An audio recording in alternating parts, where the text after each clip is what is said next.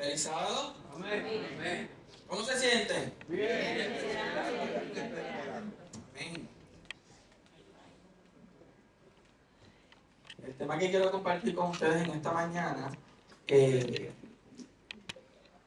quizás algunos de ustedes que participan con nosotros en los miércoles pues tengan un poco de referencia, pero es uno de esos temas que cuando uno los estudia y los ve, de alguna manera Dios nos impacta y dice, yo me acuerdo que ese día de las cosas que le dijo Wilfredo, esto hay que predicar en la iglesia porque la gente tiene que saber esto. La gente tiene que explorarlo de una manera diferente y pues desde ese día yo llevo dándole cabeza a esta historia que estudiamos ese miércoles y pues Dios a tener bien de que yo pueda compartirlo con ustedes en esta mañana. Y pues se encuentra en Éxodo 3, que ahí pues reitero el typo de ahorita. Éxodo 3, del 1 al 3.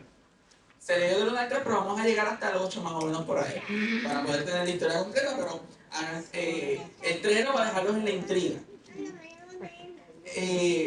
En la Biblia podemos encontrar varios llamados que Dios le hizo a los hombres y a mujeres, y muchos de estos tienen una peculiaridad y características únicas en las que Dios le revela la voluntad de él al hombre. Varios ejemplos que podemos ver es en Samuel. Samuel, Dios lo llama cuando éste escucha su voz en el templo durante la noche y recibe un mensaje profético. En Isaías 6 vemos el llamado a ¿quién? A Isaías, que tiene una visión celestial en el templo. Los serafines proclaman la gloria de Dios e Isaías responde a un llamado divino para ser ¿qué? Profeta. También a Ezequiel, Dios lo llama mientras está en el exilio y le da visiones y mensajes proféticos para compartir con el pueblo. Y Pablo, Jesús llama a Pablo desde un resplandor de luz del cielo mientras iba caminando a Damasco. Por lo que vemos que los llamados que Dios le hace a los hombres no es como que se apareció por aquí una persona y dijo, Dios te está llamando, sino que eran cosas fuera de lo común.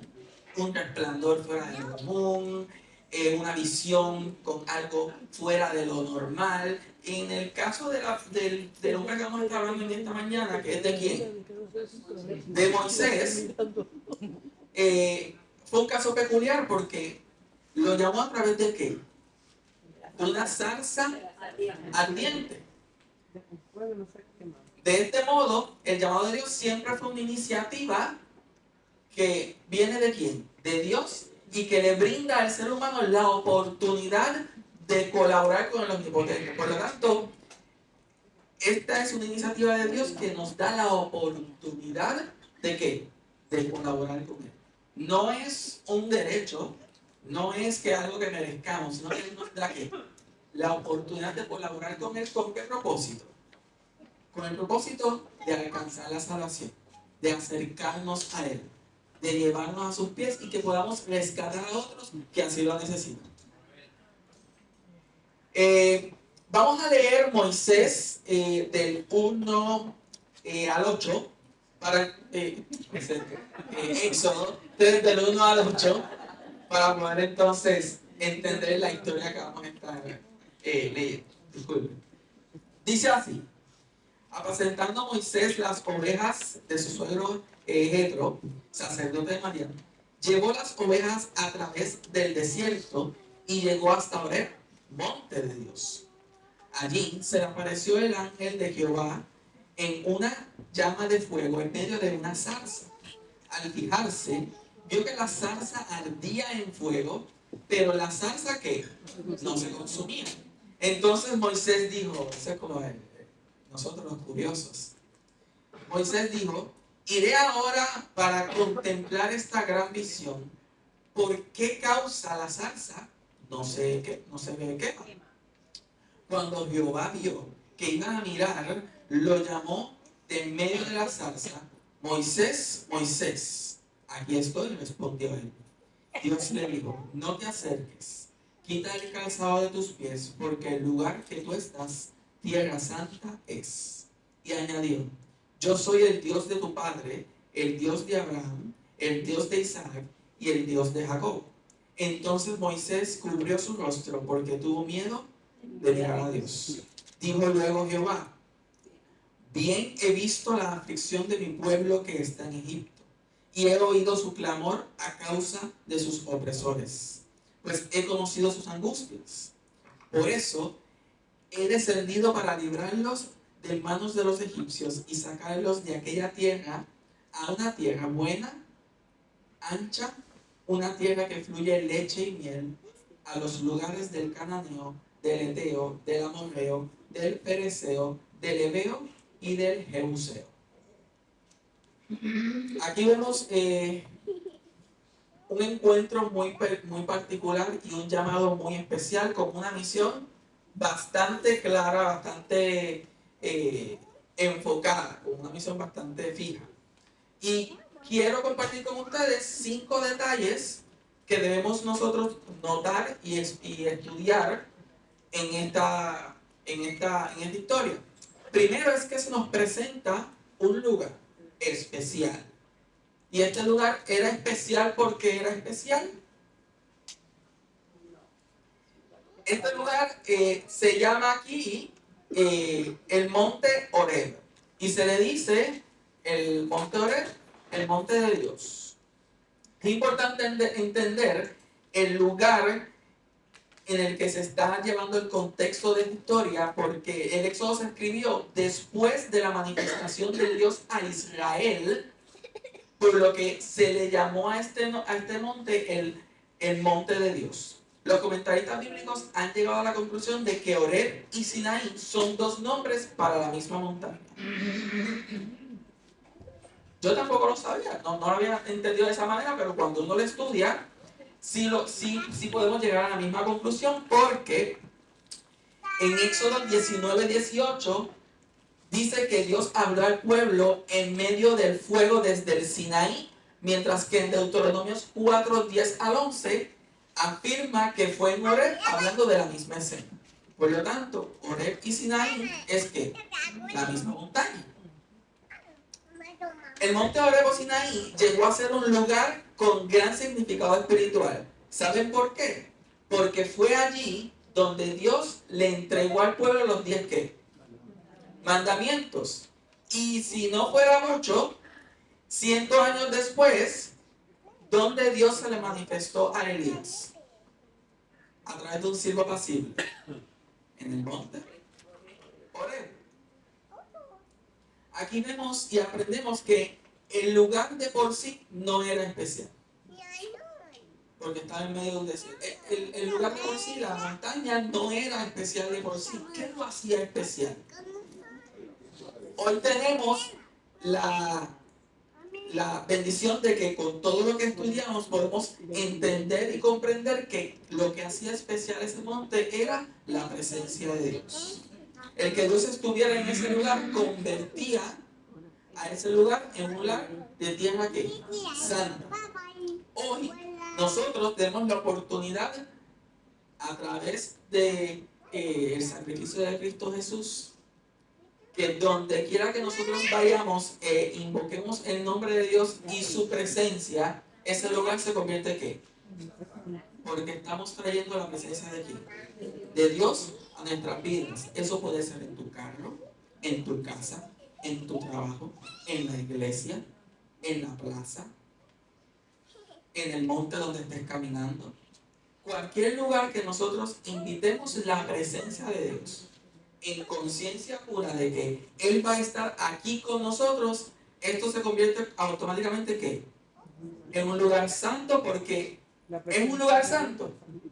Porque es ¿quién? La presencia de Dios. Segundo, ¿quién es el que le habla a Moisés? ¿Quién es el ángel de Jehová que se le aparece a Moisés a través de esa zarza? Si prestamos atención en la narración, descubrimos que en el versículo 2 se comunica como el ángel de Jehová. Pero a medida que va transcurriendo la narración, vemos que en el versículo 4 ya va llamándose como Jehová. Y cuando llegamos al versículo 5, ya es ¿quién? Dios. Así que estamos viendo la progresión de que desde ángel de Jehová se va aclarando su nombre a través de la negación y llegamos a la conclusión de que quien habla con Moisés allí es uno de la Trinidad. Y en el comentario bíblico nos aclara que quien habla con Moisés es Cristo Jesús. Tercero, se nos presenta una escena muy curiosa, una zarza ardiendo. ¿Alguien de ustedes sabe lo que es una zarza? Yo busqué lo que era una zarza porque yo pues quería refrescar lo que era. Y es un arbusto. Es un matojo, es un arbusto. No es tan bonito. Tiene espinas. Es como que no es la gran cosa. Y cuando me dio la curiosidad de buscar el contexto pues, de las zarzas en el Medio Oriente,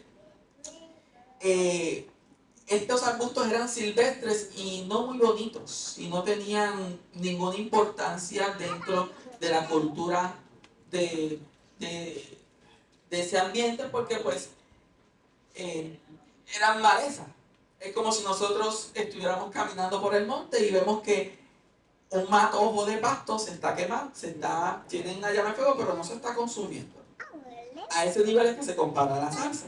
No es que estaba hablando de un flamboyano, no es que estaba hablando de un ceiba, que para nosotros es estaba hablando de un matojo y que eso estuviera prendido en fuego, con una llama de fuego en el centro, en el tronco, y no se esté consumiendo, es como que uno puede esperar resistencia de un árbol más grande, pero de un matojo que no.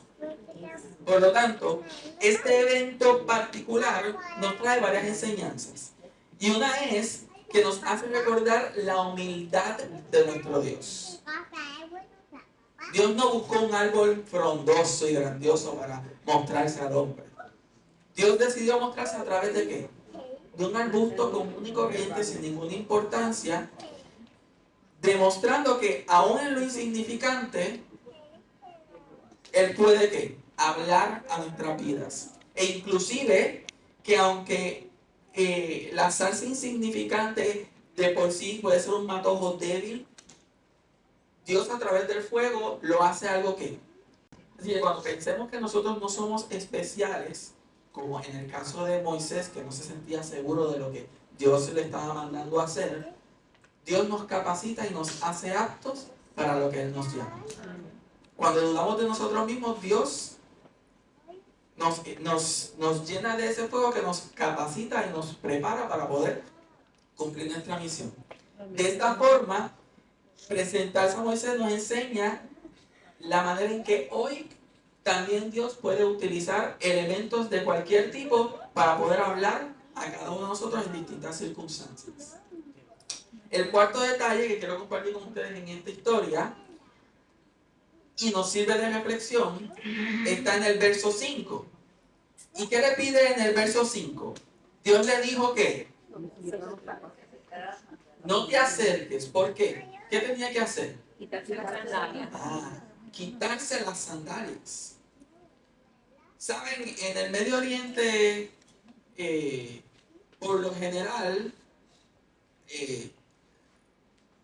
en ese tiempo eran más sandalias, no habían zapatos como ahora, que pues, el zapato pues, te cubre el pie, etc. Pero en ese tiempo había mucho que polvo, como pueden haberlo hoy todavía, y se acostumbra en esos hogares, al igual que en Asia, en todos esos países, pues tienden a quitarse los zapatos antes de entrar a una casa para no entrar ¿qué? El sucio y la tierra. Por lo tanto, la enseñanza que nos trae el hecho de que Moisés se tuviera que quitar las sandalias para poder pisar más allá, trae varias cosas. Primero, tenemos que entender el concepto que traía las sandalias.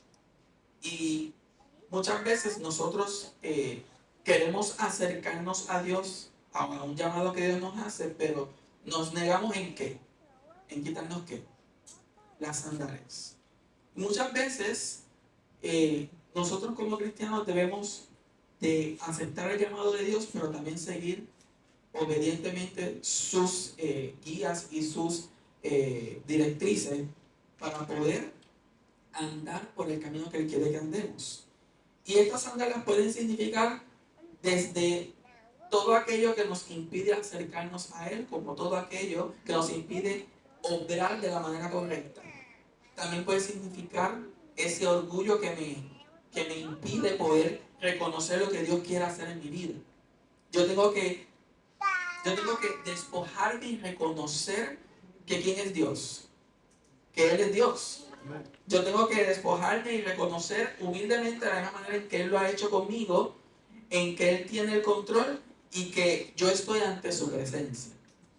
Y que estoy entrando en un ambiente totalmente diferente y donde Él tiene el control y la voluntad. A medida que nos acercamos a Dios y decidimos participar junto a Él en la misión, es necesario dejar atrás aquello que nos impide tener una relación con Dios. Dejar atrás aquello que nos impide ¿qué? Tener una relación con Dios. Reconocer que estamos entrando en un lugar de reverencia y reconocer que Él tiene toda la autoridad. En Patriarcas y Profetas, página 228 dice: la humildad y la reverencia deben caracterizar el comportamiento de todos los que se acercan a la presencia de Dios. En el nombre de Jesús podemos acercarnos a Él con confianza. ¿Cómo? ¿Con miedo? Con confianza. Pero,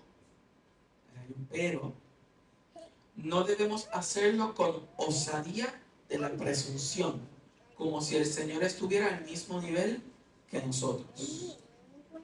Podemos acercarnos con confianza a través de quién, pero no podemos equivocarnos. Jesús no es mi pana, Jesús no es mi primo, ni mi hermano, ni mamá, ni papá, ni mi hijo. No le puedo decir, mira vos.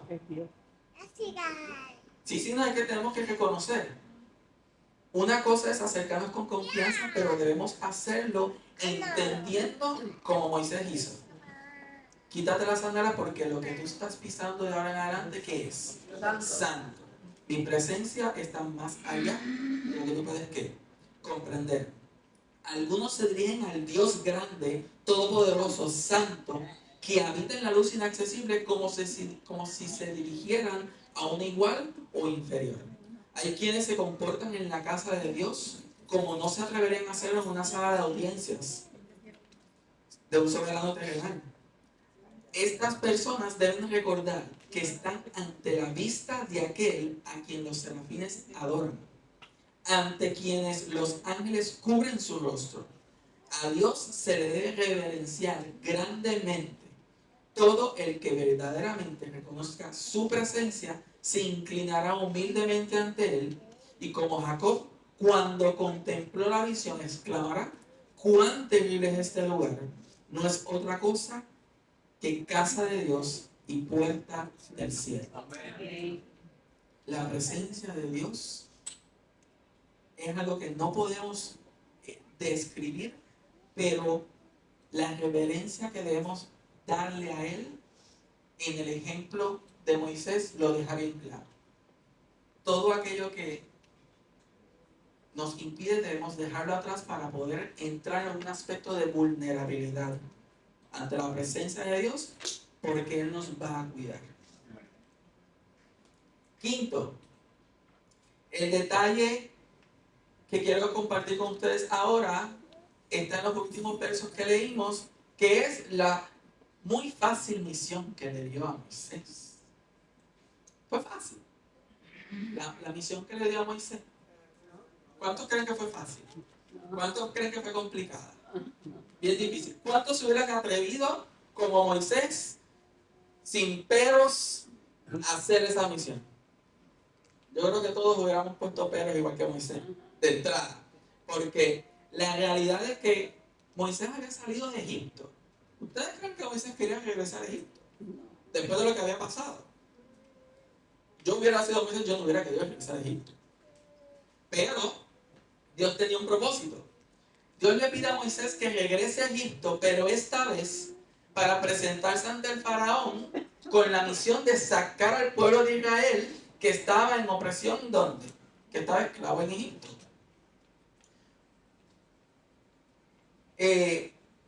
Moisés, obviamente, pues puso todas sus dudas y todas sus preguntas y todas sus excusas.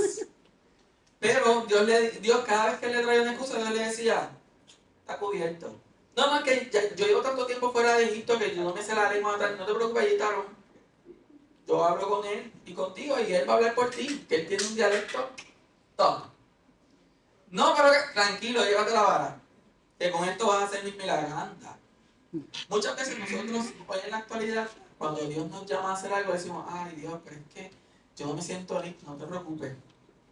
Dios siempre, cada vez que nos llama, nos va a llamar y Él va a tener bajo la manga, como uno dice, la capacitación que tú necesitas.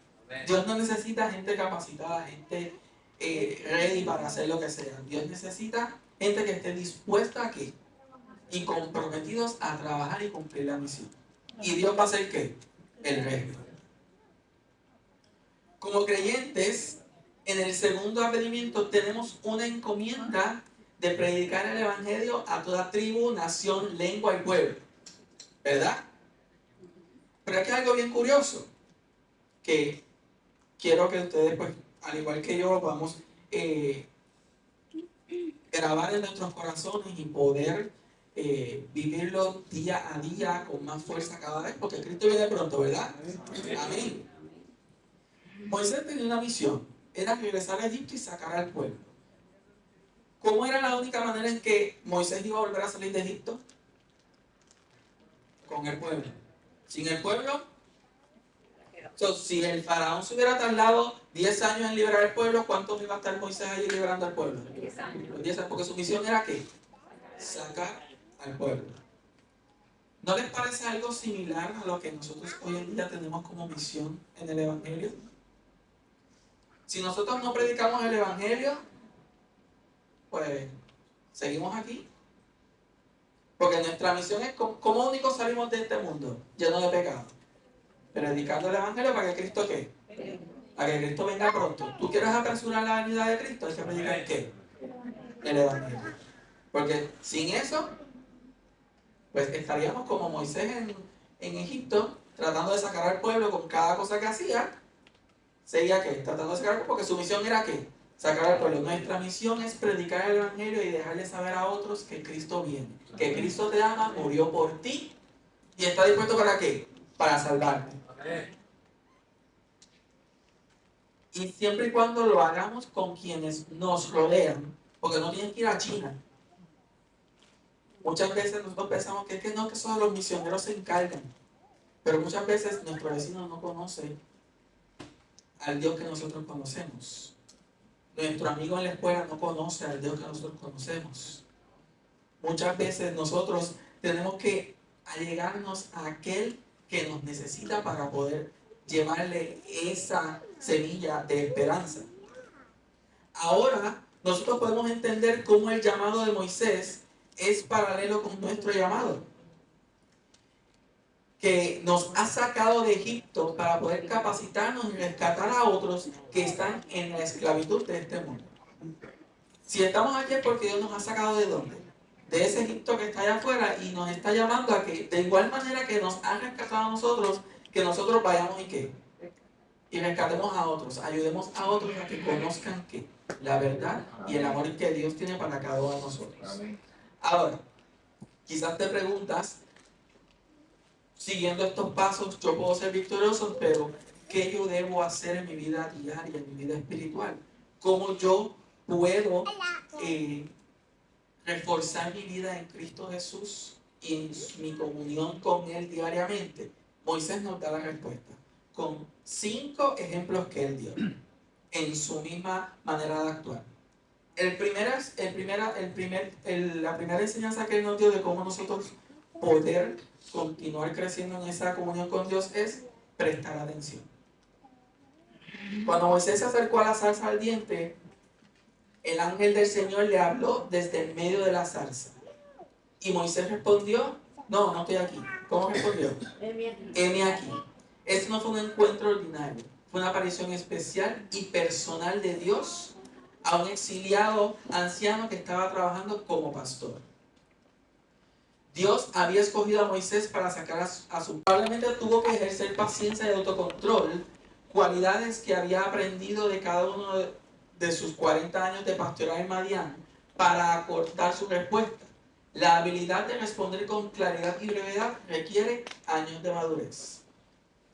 Responderle a Dios no con 20 preguntas, sino con la claridad y lo que Él necesita de nosotros. Dios necesita que digamos que yo estoy aquí.